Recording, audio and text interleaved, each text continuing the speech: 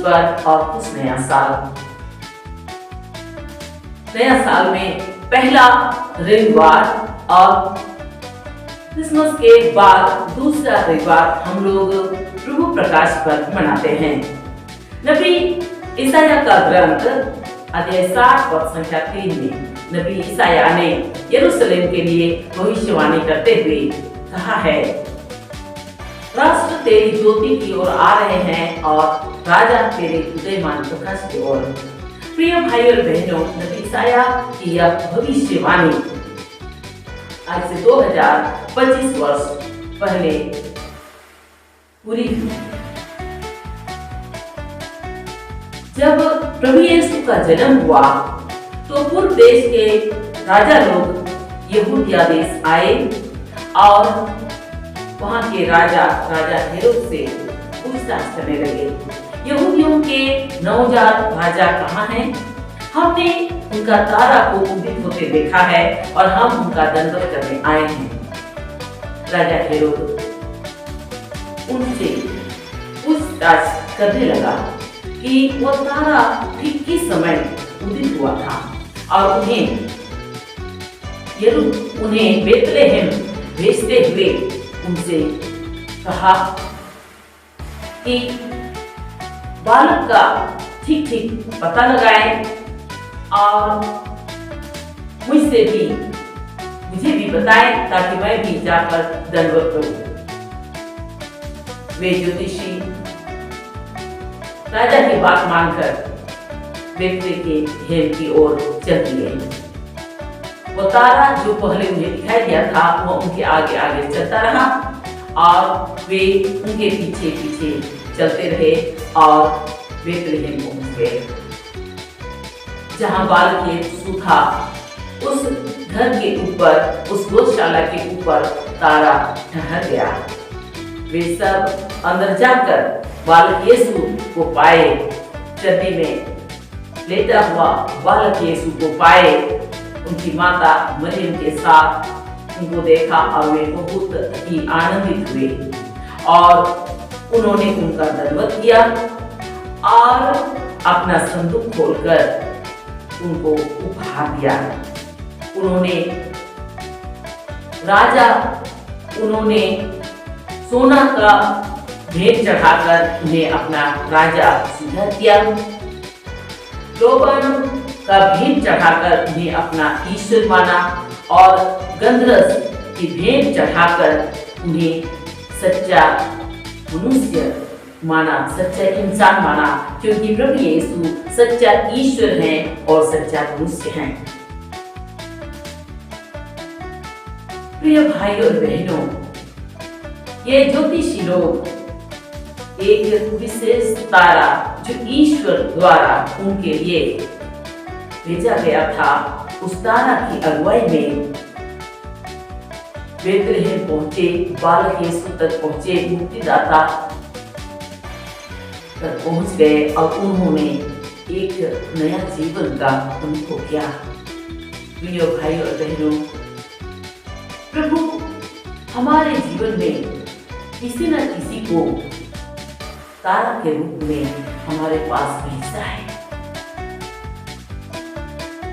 शायद वो तारा हमारे लिए हमारे माता पिता हो, भाई बहन हो, रिश्तेदार हो, हमारे गुरुजन हो या कोई हमारा प्रिय व्यक्ति जो हमको मार्ग दिखाता है, प्रभु यीशु की ओर ले जाता है, मुक्तिदाता की ओर हमको ले जाता है ताकि हमको मुक्ति का अनुभव मिले। बस इतना है कि हम हमारे जीवन के लिए उस तारा को पहचाने जो ईश्वर हमारे लिए व्यवस्था करता है। ईश्वर चाहता है सभी मनुष्य मुक्ति प्राप्त करे और सत्य को जाने, इसलिए ईश्वर किसी न किसी को हमारे लिए तारा बनाता है, हमको राह दिखाने के लिए। निनवे के लोगों के लिए नबी योना एक तारा जैसा था, उनको ज्योति देने के लिए। हमारे जीवन के लिए भी प्रभु किसी न किसी को ऐसा भेजता है हमको राह दिखाने के लिए। उस मुक्ति को अनुभव करने के लिए। इसलिए हम अपने जीवन में पहचाने ईश्वर किसके द्वारा मुझे अपनी ओर आकर्षित कर रहा है। जब हम उसे पहचानेंगे और प्रभु की ओर अभिमुख हो जाएंगे तो हमारा उद्धार होगा, हमें मुक्ति का अनुभव मिलेगा। प्रिय भाई और बहनों, हम देखते हैं कि राजा हेरोद जो यहूदिया देश का राजा था, जहाँ प्रभु यीशु का मुक्तिदाता का जन्म हुआ, उसको इसके बारे में संदेश नहीं मिला, कोई जानकारी नहीं मिली। हाँ, जब ज्योतिषी लोग उनके पास पहुंचे और उनसे पूछे तो वह महायाजकों और शास्त्रियों की सभा बुलाकर उनसे जरूर पूछा कि मसीह कहाँ जन्म लेंगे, और उनको बताया गया बेथलेहम में। लेकिन फिर भी उनका मन कठोर बना रहा, वो मुक्तिदाता को स्वीकार करने के लिए तैयार नहीं था और उनको दंडवत करने के बदले वो उनको मरवा डालना चाहता था। प्रिय भाई और बहनों, कभी कभी हमारा स्वभाव राजा हेरोद के जैसे हो जाता है, हम हठीले हो जाते हैं। हम कभी कभी जानबूझकर के भी प्रभु की ओर अभिमुख नहीं होते हैं। प्रिय भाई और बहनों, इस नया साल में हम नम्र होकर प्रभु की ओर अभिमुख हो जाएं। यूहन्ना का सुसमाचार अध्याय 10 पद संख्या 27 में प्रभु यीशु ने कहा है, मेरी भेड़ी मेरी आवाज पहचानती है, मैं उन्हें जानता हूँ और वो मेरा अनुसरण करती हैं। प्रिय भाई और बहनों, हम प्रभु की ओर अभिमुख हो जाएं। हम अपने अंतर आत्मा में प्रभु की आवाज पहचानने की हम कोशिश करें और हम इस नया साल में नए आध्यात्मिक उत्साह के साथ हम आगे बढ़ें। हम आध्यात्मिक बातों की चिंता करें, इसमें आनंद लें। स्तोत्र 37 पद संख्या 4 में राजा दाऊद ने कहा है, यदि तुम प्रभु में आनंद मनाओगे तो वह तुम्हारा मनोरथ पूरा करेगा।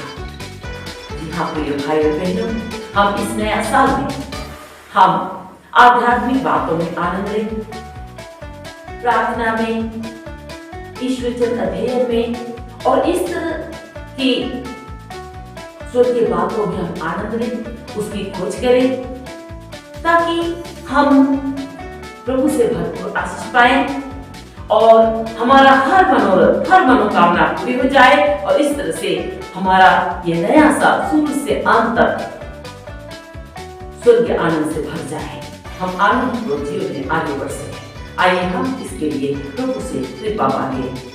हे अब्बा पिता, हम इस नया साल में अपने आप को तुझ में समर्पित करते हैं।